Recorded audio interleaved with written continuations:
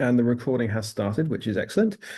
So, as I said, my name is Ben Ellis. I am actually the Director of Student Recruitment for Criminology at the University of Leicester. So, if you have any questions later about maybe how to apply for university or the kinds of things that we're looking for, or even things about the way that you might be taught at university, and maybe the careers that you can go on to afterwards, I'm happy to answer those questions as we get to the end. If you want to drop them into the chat now, that's fine, but I might lose them. So if it's specific questions, we'll have them at the end as well. There are some interactive parts of this talk as well. So I would encourage you, as you have, so many of you have already, please use the chat function to ask any questions or respond to anything that I ask as we go. Title of the talk is Do What I Say and You Won't Get Hurt, Fear, Violence, and the Tools for Getting What You Want.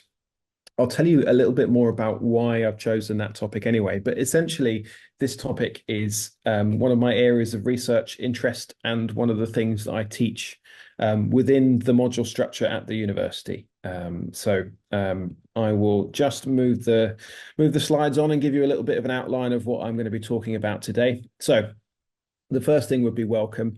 I'm obviously very pleased that you have signed up and have spared the time to come and look at the talk that we're delivering today. Like I said, I am a lecturer at the University of Leicester. We have a very well-regarded criminology program at the University of Leicester. It's been taught here for over 35 years, so it's very well established in terms of criminology, that kind of thing. And I'm really pleased that we can connect virtually. We do have open days and offer holder days for students if you want to come and see us in person. And I can give you some more details about those if you want to later on. But, you know, if you're the main part of this, the main reason for giving this talk is to try and get you enthused about studying criminology at university, whether that's with us or whether that's with other people as well. The reason I'm telling you about this particular thing, the Do What I Say and You Won't Get Hurt, is basically it's a topic that I'm interested in. So essentially, my field of interest is fear of crime, and this follows into fear of crime. I run a fear of crime module and I run a violence module. So fear of crime and violence are my two areas of research expertise, and those are the things that I teach on.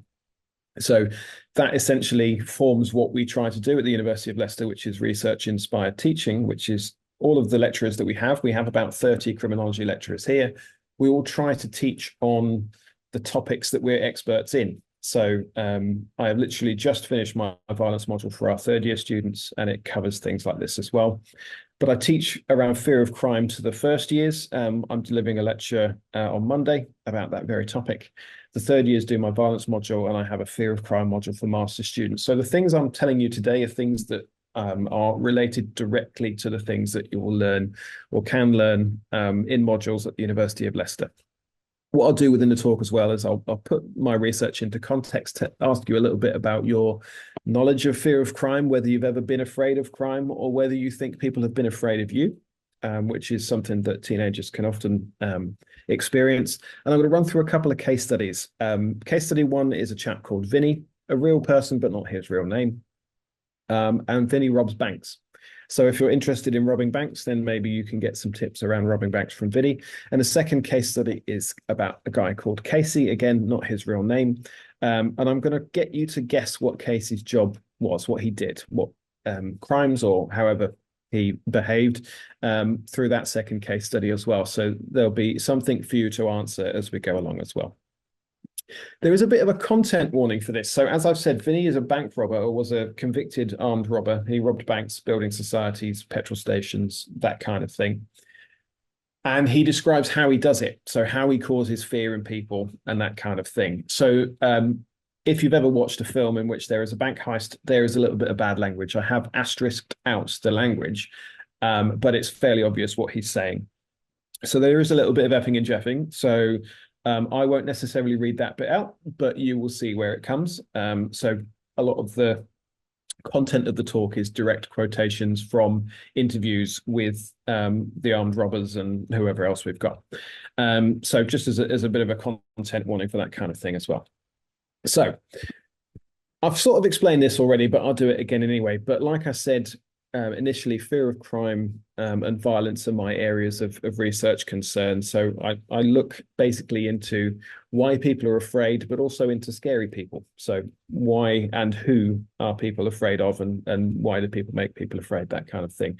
That is interconnected with violence because fear of crime is often associated with concepts of violence. So I look into that thing as well. And this feeds directly into the curriculum that we teach in the School of Criminology. So obviously, this talk is essentially an online version of the teaching that I will be doing in the coming weeks and months to the students at the university across all levels of the course. So my first request of you is have a think about these questions. So I've talked about fear of crime being a thing, but what is it? Have a think and type your answers into the chat. What is fear of crime? And alongside that, what do you think people are afraid of? You could maybe say what you fear if you want to. But what do you think people fear? And a third thing would be who is most afraid of crime? So have a little think. I'll wait for a second while things come into the chat. It might take a few seconds, obviously, to type things out because these are not one-word answers, but answer any of those things if you want to. But what is fear of crime? What do you think people fear? And who is most afraid of crime?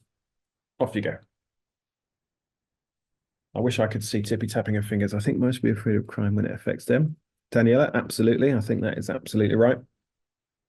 Crime when it affects them. There is a thing called vicarious fear of crime. So you can fear crime if it impacts other people. So like if you're a daughter or a son, so your parents may not want you to go to certain places or not want you to go out at a certain time. So they might have fear of crime for you being victimized. But the most of our fear is centered around ourselves. Absolutely right. How crime might affect you? Absolutely. The kinds of things that happen to us. Fear of crime can be being afraid of being a victim or possibly falling into crime themselves. Absolutely. Roxana, brilliant. Nora, again, thank you for your comment there as well. Does fear of crime relate to moral panics? Absolutely does, Ria. Really good. Do you study criminology already? That sounds like a criminologist answering that question. You either study criminology or sociology, definitely with something like that. Fear of being a victim. Rakiba, absolutely. Fear of being a victim, fear of repercussions, fear of the effects socially, economically. Absolutely. Wow, you guys are good. Fear of being a victim, Zara, absolutely. Nora, parents feeling fear for their children. Yes, absolutely. Sky, just being afraid of illegal things happening around you. People may need fear affecting them or loved ones, and victims may be most afraid. Absolutely. I think fear of crime. So that's Sky. Maria, thank you. I think fear of crime might be being afraid of crime occurring to them. Absolutely. Fear of crime, perhaps the paranoia of a crime happening to you. George, brilliant. Paranoia is a big thing. We'll talk about that in a second. Maybe not necessarily paranoia, but the idea of crime and not necessarily crime itself. I think fear of crime is where people fear that they could potentially become a victim of crime and what impact that might have on victims. They become a victim of crime. Emily, brilliant. I fear that people who are quite vulnerable might be most afraid of crime and parents of teenagers. Maya, is that how you pronounce your name? Forgive me if I'm getting that wrong. Liliana, some people may fear being falsely accused of committing crime. That's getting into a deep cut. Absolutely. Evie, most afraid of crime, the elderly, people brought up on a strict household which isn't exposed to criminal activity. People are afraid they cannot defend themselves. You guys are very, very good. Very, very good. Ria, both criminology and sociology, excellent.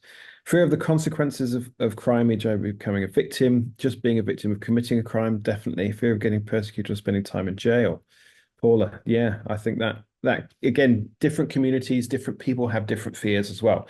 These are excellent answers. There are so many answers. Excellent. Those in power are the most afraid of crime. Interesting. If you do my module, so if you come to the University of Leicester, we'll talk about the idea of fear of crime being a useful tool of governance, which is really interesting. The emotional response, possibly becoming a victim. Emotions are very important in this, Libby. Thank you. I think the vulnerable are most afraid of crime and the police themselves who deal with it, the most offended themselves. Emily, again, thank you. George, people fear repercussions, most afraid, perhaps vulnerable are linked. Yes, absolutely. Brilliant answers. I think you've pretty much covered it all. I know I've been reading it out a little bit quickly, but these are fantastic answers. So, fear of crime as you've said, is essentially the fear of being a victim of crime a lot of the time. This can happen in lots of different ways. So, um, if you're out in the world, you could be a victim of crime, as in a somebody who's mugged, a mugging victim, for example, or somebody. I've mostly been victimized by people stealing things from my car, so breaking into my car, that kind of thing. It's the reason why we lock our cars. It's the reason why we lock our houses. But being a victim of crime and the potential of being a victim of crime is definitely something.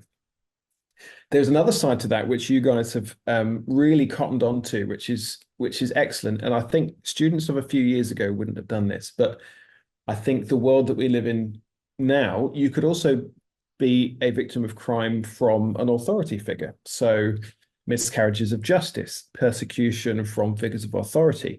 The police, my father was a police officer for 30 years, so I'm very well versed in what police officers do. I used to work for the police. I used to work for the Home Office. I was never a police officer, but I worked for the police as a researcher and as an intelligence analyst. So the police get things wrong. And that can also be you're victimized by that process. There are many famous examples of the police getting things wrong. George Floyd 2020 in the United States being a very famous example. There are lots of examples from the UK as well. But fear of crime is something, we talked about emotions earlier on. Fear of crime is something that is an emotional response. So fear is an emotion. There's a literal process that happens around fear. So you could have a post-stimulus fear. So any of you that study psychology, the thalamus in the brain, if something frightens you, opens up and dumps a load of adrenaline into your body. So if you've ever had the thing where you've had, say, a near miss in your car, or you're really angry and your knees start to shake and your voice starts to shake, that would be a post-stimulus response to crime, an emotional response, but something's happened and you're either scared or angry, fight or flight, that kind of thing. But essentially a load of adrenaline into your system. Fear of crime is slightly more complex than that because the idea of crime can make people afraid. So sometimes people might be so afraid of crime that they avoid leaving the house. They might be so afraid of crime that they avoid certain areas in their city. Again, a quick thumbs up in the chat if there is somewhere where you live where you won't go because it either you perceive it to be dangerous or you know it to be dangerous and you want to avoid that kind of thing. I can think of exactly that sort of place in my own hometown. I own two dogs, have two rescue dogs. The first time I ever walked Fabio, my first rescue dog, down a road, I'd literally had him for half an hour. The charity dropped him off. I walked down a particular road and somebody tried to steal my dog. He's a very cute French bulldog, very stealable. Somebody tried to steal him. I've never been down that road since. Won't go there. But fear of crime can be the idea of crime. So you can fear crime legitimately, have a fear of crime, and you've never been a victim of crime. So the actual instances of crime don't actually matter in terms of fear of crime, which is why it's so hard to measure. Are we afraid of crime? Are we not? We may never be a victim of crime, but we may have a constant fear of crime. Or you might be afraid of crime and you have been victimized by crime. So it's a very complex, very wide thing. What do people fear? Generally speaking, people fear physical assaults more than anything else. So when we imagine crime, our emotional construction of what crime might feel like, a lot of the time it tends to be physical. It might be sexual violence, it might be physical violence. That might be for you, it might be towards somebody else who you care about and you don't want them to be victimized. And that sort of thing can restrict our movements. So don't go out late at night, don't walk home alone. All of those kinds of things can revolve around this concept of fear of crime, but it tends to be the more extreme things. The things that we're most likely to be victimized by are probably things like credit card fraud or some kind of financial hacking. But most people don't sit around being afraid of that kind of thing. They tend to be more afraid of the physical things. So things that might cause injury, things that might cause a surprise, it tends to be out and about and that kind of thing. In terms of who is most afraid, there is a thing called the fear crime paradox. So the people that are most likely to be victimized by crime, statistically, who do you think that would be? If anybody knows the answer to that, stick it in the chat. I'll probably tell you very quickly before you've had the chance to type it out. But the people that are statistically most likely to be victimized are young men between the ages of 14 and 25. They're most likely to be victimized. So interesting, elderly people, interesting women and children. So the most likely to be victimized by crime, this is crime in general, not specific crimes, are young men, young boys between 14 and 25, essentially. They are also the group that is most likely to be the perpetrators of crime, so young men between 15 and 25. But they, in terms of survey data, when surveyed around fear of crime, show the least fear of crime. So the people that are most likely to be victimized statistically show the least levels of fear of crime. The people that are least likely to be victimized by crime, the elderly and women, statistically. Again, if you control for things like sexual violence, that changes, but generally speaking, women and the elderly show the most levels of fear of crime. So the paradox would be that the higher the chance of victimization that you have, the less fear that you show, and the less chance of victimization, the higher fear that you show. Now, that doesn't necessarily tell us the whole story, because if you have a high level of fear of crime, you might adopt additional techniques to protect yourself from victimization, from crime, and that kind of thing. So you might make sure that you're always accompanied when you walk home. You might make sure that you have some kind of location device so that your family know where you are. So, find my phone on Apple or something like that, so you always know where people are. Might be things like self-defense classes. It might be things like rape alarms, that kind of thing. Obviously, in terms of crime, if you find yourself in a position where you have to use your rape alarm or you have to use your self-defense, you have already been a victim of crime because you're using those defensive techniques. That doesn't necessarily stop crime. It just might delay or change the type of victimization that you have. But that's interesting, right? So the people that are most afraid, there's a whole smorgasbord of things. There's a gendered element to it as well. So alongside this has been excellent, by the way. You got really good ideas within this chat. I'm very impressed by this so far. So fear of crime as a topic academically tends to focus on fearful people. So the people that are most afraid. So that's useful. Say in 20 years' time, when you've graduated your criminology degree from the University of Leicester, and you're now in charge of policing in a city, knowing who is afraid will help you to distribute your policing resources to reassure people in the street, who call it reassurance policing. So visible police presence for some people might be reassuring. Visible police presence for other people might be incredibly unreassuring, depending on your relationship with the police and that kind of thing. But essentially, the fear of crime academically tends to focus on people that are afraid. My research and the things I want to talk to you about today sort of does it the other way around. I'm interested in the people who make people afraid, so being feared. So there's a sort of personal element to this, in the sense that I'm very old now, but when I was a teenager, I noticed that certain people, and that happens to a certain extent now as well, mainly because I wear silly clothing like caps all the time. But people would cross the street so that they didn't have to pass me. Little old ladies wouldn't ask me for directions. I noticed that people were afraid of me on a sort of small level. But for people to be afraid of crime most of the time, and for people to be victims of crime, there needs to be an object of fear or a perpetrator of that crime. So I was interested in fear of crime from the perspective of the potential or misidentified criminal. So not everybody that scares people is a criminal, but I was interested from the perspective of being feared. So the feared people, what do they feel like around fear of crime? What is their perspective? So the concept of fear of crime has been studied since 1967, essentially.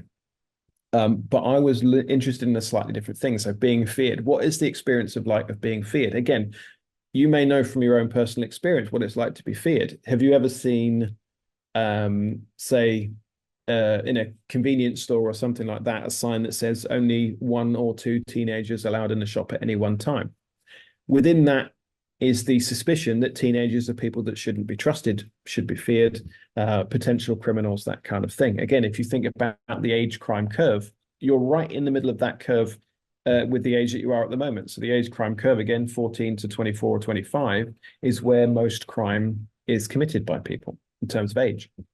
So I wanted to understand the experience of being feared, to try and understand the contexts of lives of people who are considered to be fearsome. So I essentially needed to find a load of scary people. So what's the impact that being feared might have on your life? People don't trust you. People might avoid you. it might be difficult to have a normal life. So it was something that I was very interested in, just through my own sort of very brief experiences around being perceived as an object of fear. So again, some questions I had for this topic. We'll get onto the bank robber in a second because he was one of the people I found within this research. So how does the realization that you're an object of fear make you feel? So I know that I've been feared by people in the past, and I didn't want to be feared. It wasn't my intention. So they maybe misread me or misread my intentions and was seen as an object of fear. What actions cause fear in others? So in some cases, it might just be your presence. It might be something around your age. It might be something around your gender. It might be something from your physical size. It might be the clothing choices that you wear. If I'm wearing a black puffer jacket, a cap, some black jeans, some black trainers, or if I'm wearing a suit and tie, there are different connotations, different expressions of what my intentions might be around those sorts of things. Are the actions that make people afraid purposeful or accidental? So my causing fear in other people was accidental, didn't mean to, didn't want to. Other people do want to cause fear. So there are people that mug people. So that might be something that is important in that process. And we'll talk about that a little bit later on as well. Because essentially fear might be a useful product within an interaction, which is why I talk about getting what you want, because fear might be a useful product. How does the person attribute the fear that other people see in them? So again, that might be gendered, that might be racial, that might be to do with religion. It could be to do with any external representation of what we are. So how people perceive us, how they judge us. Those of you that have studied sociology before might have come across the work of Irving Goffman. The concept of the presentation of self in everyday life. And this is essentially what I do, how I analyze those things. So Irving Goffman essentially talks about appearance and manner and how that can change people's perceptions of you. So like I said before, the concept of someone wearing a suit and tie might broadly be around them being a professional that goes to work in an office or a manager or something like that. The kind of person that wears hoodies, puffer jackets, jeans, and caps might be doing something different. They're not always necessarily criminal, but they give different impressions. And that was something I was really interested in, how people's impressions of us can influence what they think we're going to do. That was the basis for this. So I'm going to talk to you. The first case study is the bank robber. So Vinny. So Vinny's a real person, not his real name. But we'll get on to how you might want to rob a bank. That picture is not a real picture of him, although it's not so far away from what he looked like. So Vinny had served a 10-year prison sentence for armed robbery. So again, this is not a how-to because he got caught. So if you're going to intend to rob a bank after this, maybe change some of these tactics. I met him because he completed a degree following his prison sentence, and he was doing a master's degree in social policy when I came into contact with him. I met him at a conference, and then he agreed to participate in my research. He found it very hard to get a job. If you've been convicted of armed robbery, that is a serious thing, and you will be on a license. So when you've been released, there'll be conditions on those licenses, and you have to declare certain crimes when you apply for jobs, this being one. So getting a job was very difficult for him. The things that I'm going to talk about are direct conversations that we had and responses that he gave to my questions. So this is essentially the process by which he robbed his banks and how he got control of people. So one of the things that he said was that one of my core questions is, are you aware that you've caused fear in people? Because not everybody is. So you may not have caused fear, or maybe you're not aware of it. He was very aware, and he said, I've made a lot of people very afraid, very, very afraid, and I'm not proud of that. So he was very aware of the role that he had played in causing fear in people. So that's important for my research because he knows what he's done. So again, in terms of his process, he said, I needed money. I had certain skills, and as silly as it sounds, robbing banks and petrol stations and shops was my job. It was just my paycheck. I didn't go robbing banks every day. I did it when I needed money. So in the same way that when I was a student, I had a part-time job as a lifeguard. I did shifts when I needed money. Vinny needed money. He went and robbed banks. And like any good heist film, he tended to do it with the same people. He had a a group of people that he would do this with. So I worked with the same people every time. My job was crowd control. When someone rushes at you with their face covered and a shotgun, they're going to panic. I had to get control or the whole job was effed. So his job was crowd control. Again, if you have been in a situation like this before, maybe you can relate. I haven't been in a situation like this, but it seems clear that crowd control was an important part of this process. So he was essentially the person with the gun. There may have been multiple people, but he was the person with the gun. So the kinds of things that he would say to people would be, again, part of this crowd control is gaining control. So part of that process, he said, you have to be fast and clear with what you want. You don't want any confusion. I'll be screaming, it's all got to be clear. If people get confused, they may have to get violent, and that's not what you want. So one of the things I would disagree on, at least academically within this, within my violence module that's taught on the criminology degree at the University of Leicester, we define what violence is. And within violence, we include, yes, physical violence, overt violence, but we also include things like psychological threats as well. So I would argue that someone running at you with a gun and telling you that you're going to die is violent, in the same way that attempted murder is violence. You haven't gone through with the murder, but there is still attempted violence. So Vinny believed that he had never used violence, but he certainly had, as you'll see in a second, has threatened to kill people before, which, according to Elizabeth Stanko and her definition of violence, that is violence. So I would disagree a little bit with Vinny's concept of when he's used violence and when he hasn't.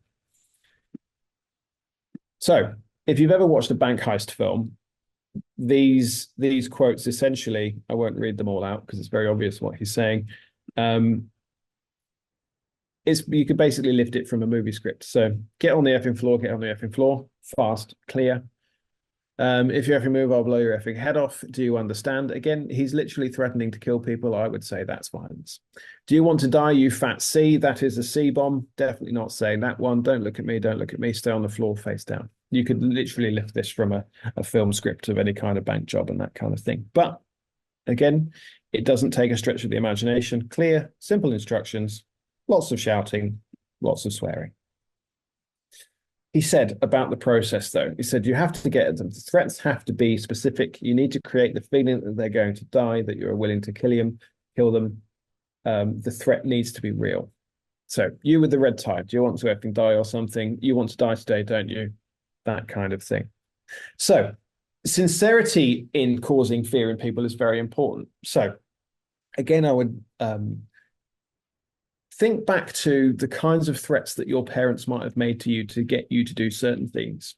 When you're a child, the threat of not having ice cream with your dinner might be the kind of threat that makes you comply with their demands.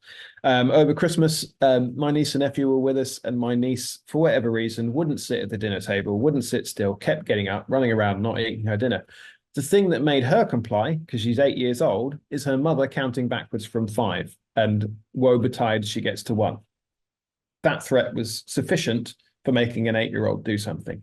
That kind of threat is probably not sufficient for making you do something, because the threat doesn't really have any follow through. It might not seem sincere anymore. But being grounded might be something. Not being able to have access to your electronic device, to recharging, to electricity, being banned from going on the college trip.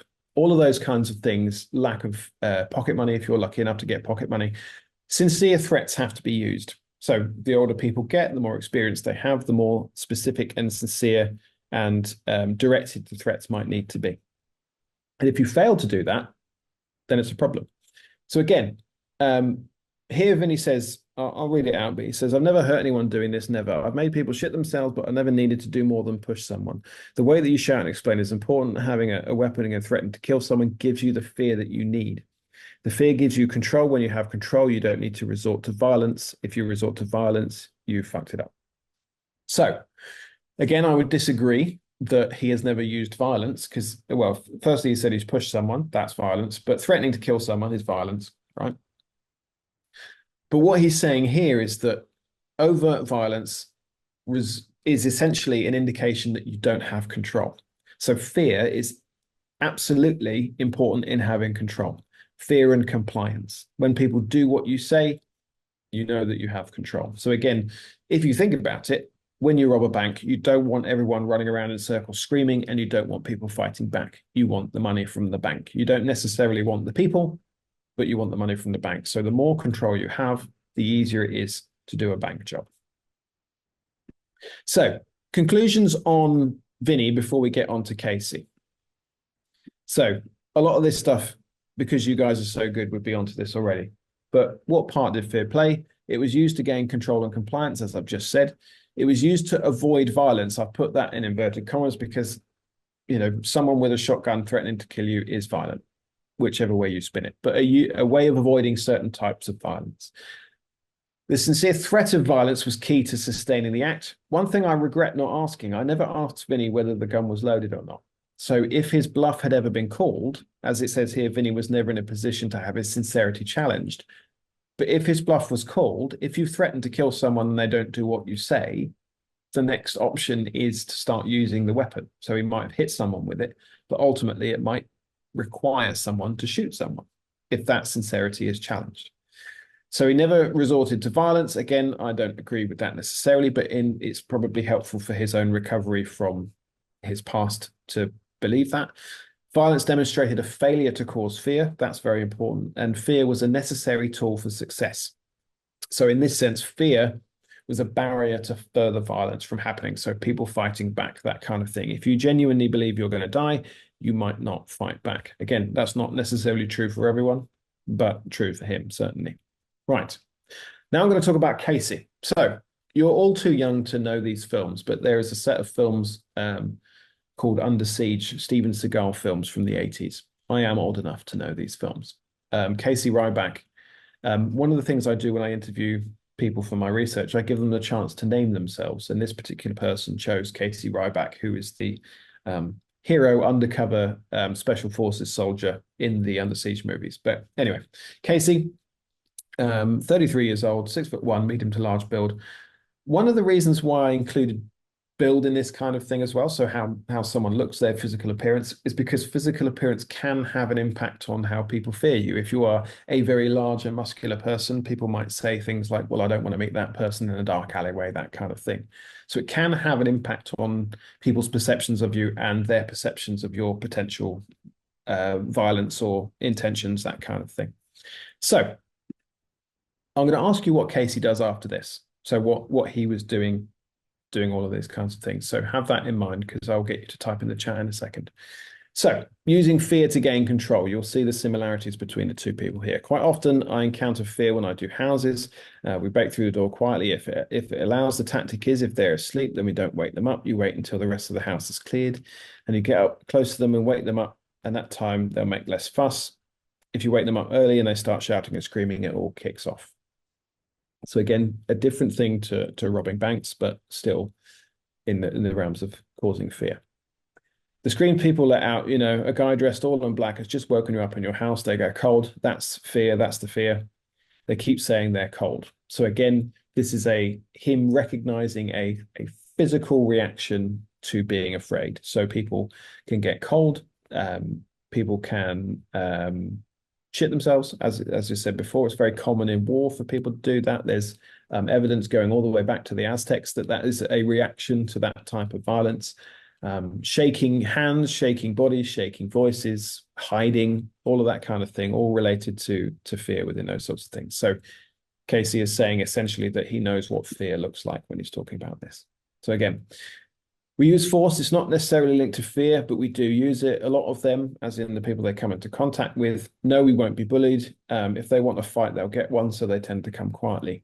This is important here. Fear makes your job easier. Show aggression, that's bread and butter for us.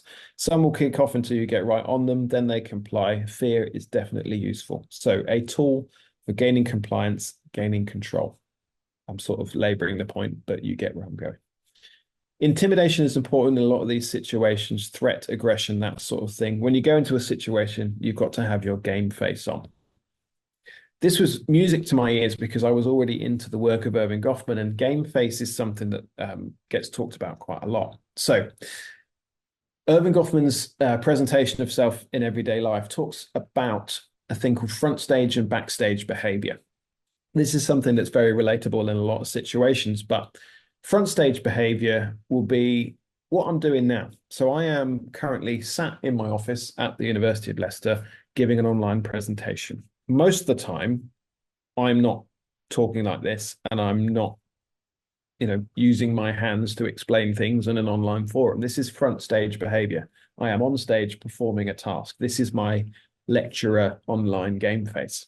My backstage behavior, and again, you can relate to this, would be where I'm my truest self. So when I'm at home with my dogs, when I'm at home with my partner, I am my truest self because I am not performing. I am essentially just being me. So the way that you talk to your college teachers would be the different to the way that you talk to your best friends. The way that you might talk to someone who is serving you in a restaurant would be different to the way that you talk to your best friends. There's lots of different front stages, but in this, and this is quite an important thing as well around violence, is that even the most violent people are not violent most of the time. So when we talked about Vinny, he robs banks when he needs money. Most of the time, he's going and eating lunch, spending time with his friends. Even serial killers, if they killed 200 people, are not killing most of the time.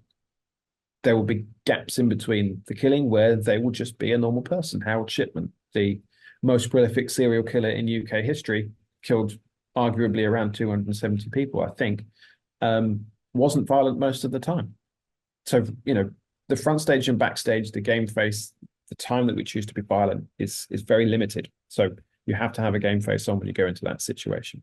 Now, that's been very brief, but I'll give you some conclusions for both guys, and then I will ask you for your answers to a question. So both of them used expressive action and communication and control of environment using fear. So expressive actions for Vinny was having a gun. Expressive actions for Casey might have been waking people up by surprise, communication, telling them what they want, and they're trying to control their environment. There was an aim around causing fear. So they had a purpose. There was a desired outcome. For Vinny, it was money from a bank. For Casey, we'll figure it out in a second. But there was a purpose. So not being violent for the sake of being violent. They have a purpose, which is not true for every violent person, but there was a purpose here. They gave and received expressive cues. So again, if you've got a balaclava on and you're shouting and you have a gun, that is an expressive cue. Expressive cues can be overt, not subtle, or they can be quite subtle. So an expressive cue could be thumbs up, thumbs down. That's an expressive cue. I don't have to use my voice. We know what that means. Waving, that's an expressive cue. So there are all sorts of expressive cues that you can use. Some nice, some not so nice. They understood how useful fear was as a tool. That was a commonality between the two of them as well. Their propensity to use violence, both physical and verbal, varied. Again, everybody varies. Muggers will vary. People that fight in pubs, their propensities will vary as well. But there were a lot of similarities between the two people. And we'll figure this out in a second, but the impact that being feared had on their lives varied quite widely as well. So Vinny was a 10-year prison sentence serving convicted armed robber. But my question to you is, what did Casey do? Stick your answers in the chat if everyone's still awake. What did Casey do? We know that he woke people up in their houses by stealthily gaining entry. What did he do? Paula. Burglary. Home invasion, theft, home invasion, burglary. Hitman. Love that, Daniela. Home invasion. Burglary. Yeah. Break and entry, stolen, home invasion, home invasions. Anita, excellent. Kidnapper or burglary. Okay, two people have got it right so far. Burglar breaks into houses and robs them. Kidnapping, burglary. Three people have got it right so far. Olivia. Okay. Casey was a police officer.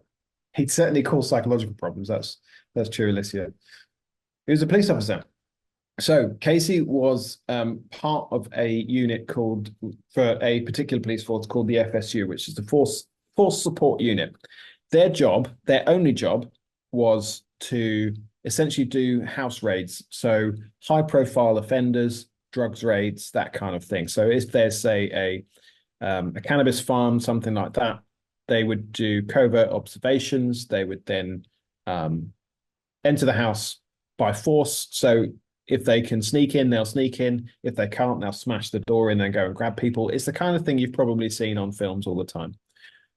But the thing that was interesting to me, because obviously I interviewed a lot of people around this particular project, these were potentially the two. I mean, everybody had similarities, but their reasons for causing fear were absolutely diametrically opposed. One was breaking the law, one was trying to ensure that the law was followed by catching criminals, which is one of the things that obviously we're interested in within criminology.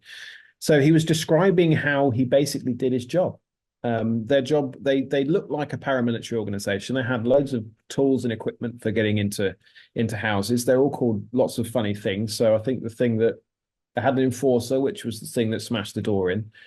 But they would do incredibly like detailed planning for these operations. So when I worked for the Home Office, I was lucky enough to go and observe a house raid and look at the types of things that they were planning. They would know the electricity usage of the house. They would get blueprints of the house. They would know whether the door went in or came out, because you have to hit it, and to gain entry, you have to hit it in different ways, whether the hinges are on one side or the other.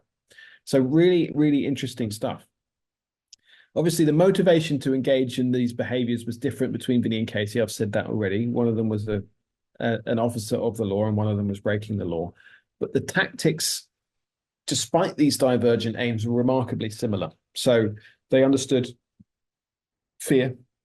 They both knew what fear looked like. They both knew that fear could gain control, and they knew that they could get people to do what they wanted if they had fear. So this type of research helps to inform what we know, helps to understand how people interact, that kind of thing. But it also helps and goes directly into my criminology teaching, because I'm able to then teach on things that I know about. So it doesn't, this lecture is not a full part of a module, but it would form part of a module. So this type of information, this type of research, it makes it into academic publications, and that then makes its way into the classroom. So you create the research, the knowledge, and then that gets shared within the classroom as well. So one of the things with this is that we encourage our cohorts to engage critically, relate their own experiences to these sorts of things as well, but it makes its way into the classroom. Hopefully you found this interesting. I'm really hoping you found it interesting, but it's one of those things where, because I am knowledgeable, I am, I suppose, a literal expert. I have a doctorate in this particular topic. And that then hopefully inspires within the teaching that we do as well, that you come across passionate people. That's what we hope to do at the University of Leicester as well. So whether you're interested in studying criminology or not, I hope you are. It's a fantastically interesting subject. If you've got questions about that, I can talk a little bit more about it later as well. But we'd obviously love to have you at the University of Leicester. We are the highest ranked course at the University of Leicester nationally. I think our criminology course is ranked 6th in the country. So it's very well regarded, and we'd love to have you here. So I shall leave it there, but does anybody have any questions? And I will go through the chat and answer all of your questions. If you don't have questions, I'm really grateful that you've spent your time with me this evening. And I have to say, genuinely, I am super impressed with the responses to the questions that I've had so far. You're obviously all very clued into criminology, maybe as a topic, but certainly sociology, that kind of thing. But you will get a recording of this as you can see in the chat. But if there are any questions, I am happy to answer them. They can be about criminology, or they can be about university. They can be about Leicester. Anything that you want. So feel free to type in the chat. I'll keep chatting until we get some. Mahak, in terms of studying criminology, is it a mix of both psychology, sociology, and law, or not really? Yes, it is. It can depend on what modules you choose. So as you go on within your degree, you can sort of choose particular topics over others. So we have two courses at the University of Leicester for criminology. So we have criminology on its own and criminology with forensic psychology. So if you're interested in psychology, that's the course for you. If you're interested in criminology. So the interesting thing around, this is going to be a very long answer to a very good question. So I thank you for that, Mahak. But the criminology is not really a subject, it's a convergent topic. So my background is sociology and law. So my PhD is in law. but my undergrad stuff is criminology and sociology. So that's my background. I have colleagues that are psychologists. I have a colleague that sits just over there that is a lawyer. Um, I have colleagues that are historians. So if you're interested in crime, you are a criminologist. You can be anything you want. So you could be a geographer. I had a former colleague was an architect. So as long as you're interested in crime, you can be a criminologist. But our course, yes, focuses around aspects of law, aspects of criminology theory, linked to sociology, psychology as well, all of that good stuff. All of that comes out within that as well. Very good question. Fatima, what careers can criminology lead to? Pretty much anything. So I have former students of mine that are now lawyers with the criminal justice, with the Crown Prosecution Service.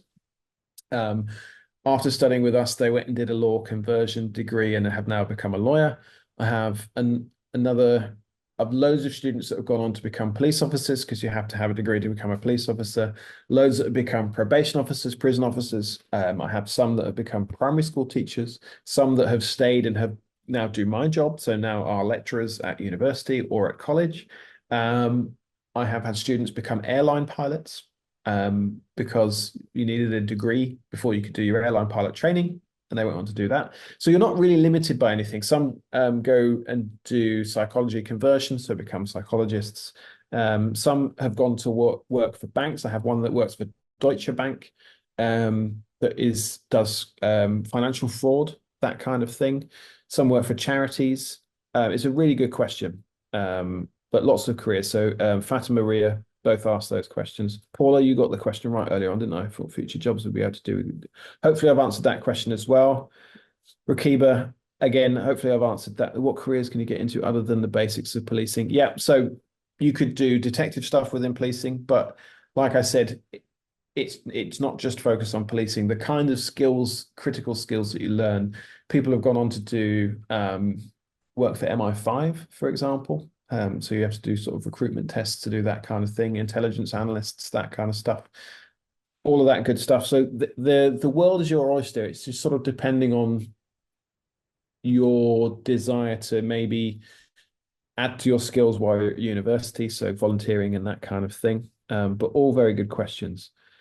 Alicia, what grades and which levels would you need? So it's essentially our entry criteria is 120 UCAS points. So that's BBB or equivalent in any version of learning that you're doing. So BTECs or T levels or anything like that. So whatever the equivalent is within that. There is wiggle room within that. So I am the director of student recruitment. So if you're worried about that, you can get my email afterwards and we can sort of talk about that. But yeah, it's BBB. But if we're a firm choice for you coming to university, we'd prioritize your application over other people. I hope that answers that question. What other modules are studied in criminology? Loads. Literally have a list of modules, not that you can see on this thing, but we have modules that cover things like hate crime, gender and crime, violence, my module, the best one, forensic science. So if you're interested in looking for DNA and dusting for fingerprints, so we have a crime scene investigator and we have a crime scene room downstairs in our building where you can literally put on a hazmat suit and start investigating crimes, that kind of thing.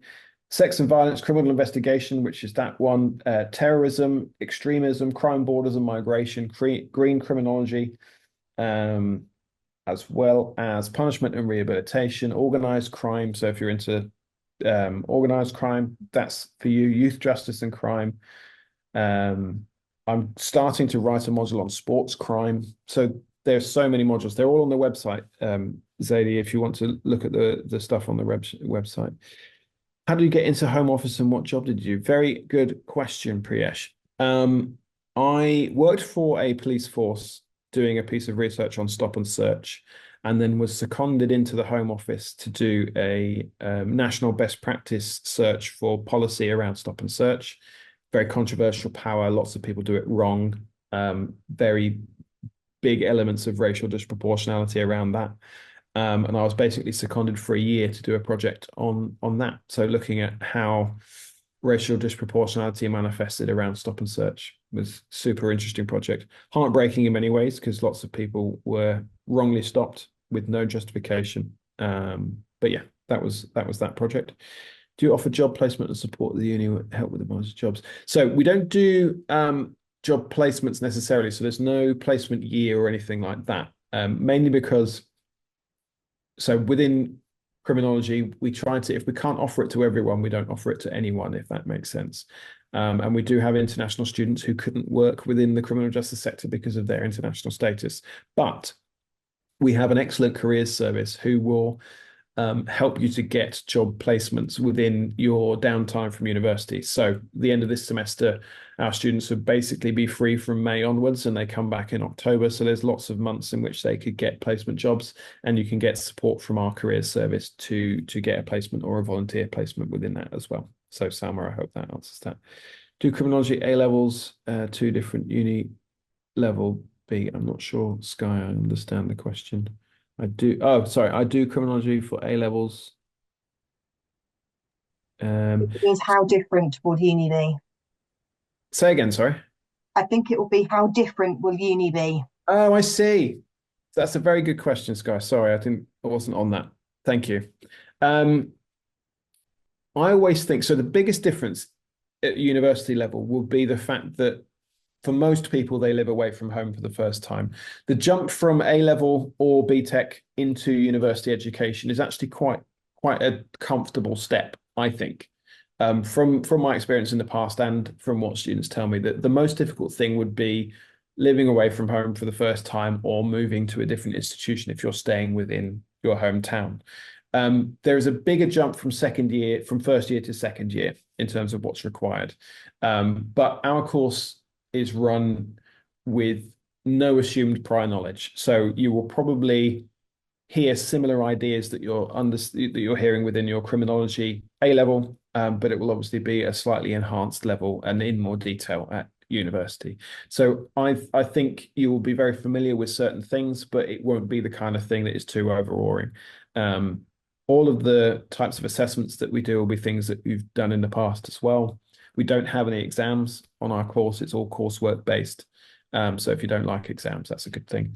I'm aware of time, so I'm going to quickly. What is forensic psychology about? So forensic psychology, in terms of our degree, Zara, is all about the psychology of crime. So essentially, criminal psychology. So it's not psychology broadly; it's focused on criminal psychology. So it could be around psychology of the courtroom. It could be about eyewitness testimony, memory recollection, but any level of psychology. So how psychopathy impacts on crime, so mental disorder, that kind of thing. So focused on that. If I wanted to work in criminology, CPS or Home Office is doing an undergrad in history sufficient. So again, you can work in any of those things. A degree shows a capacity for knowledge. Sometimes, so the best thing to do, so George asked this question, the best thing to do would be to look at the job that you could take. So look at a job advert for a job that you might want to do straight after uni. What are the prerequisites? So can you achieve those prerequisites by doing a history degree? If it says must be criminology or related degree, then if you want that job, do a criminology degree. If it says it can be any degree of a certain standard, say a 2-1 or above, then you're free to go and do anything. How do student loans work in University of Leicester? Is it the same everywhere? It is the same everywhere, George. Very good question. Obviously, we have student finance people at the university that can help if there are problems, but it's a thing that sits outside of the university structure in that sense. So student loans are sort of dealt with outside of that. Nora, thank you very much. I'm glad you found it enlightening. Course isn't accredited to BPS. Yes, so the BPS accreditation, essentially, to get BPS accreditation, for those that don't know, that's psychology accreditation. The degree has to teach certain things. So that would include things like childhood developmental psychology, psychology of mind, that kind of thing. Our course focuses on criminal psychology, so it's specific to crime and not broad psychology. You can still do a conversion to broader psychology afterwards. If you want to become a clinical psychologist, you will need that. But it would just add time to your trajectory into that career rather than be a full stop. It's not a no. There is a psychology course at the University of Leicester, but it will cover very broad things and not specific things to crime. So if your first interest is crime, then maybe this is the way to go. If your first interest is psychology, maybe that's the way to go. I'm nearly there. Okay, Alicia, thank you as well. Salma, thank you very much. Thank you for all of your questions. I think there's another one there. Thank you. Excellent. I'm glad it was helpful. I can see people starting to pop off now. I've kind of run up on time, but thank you all so much for your interaction. You've been excellent this evening, and I will say my goodbyes. But I hope to see you all applying for the University of Leicester, and I can see you all very soon. Thank you very much.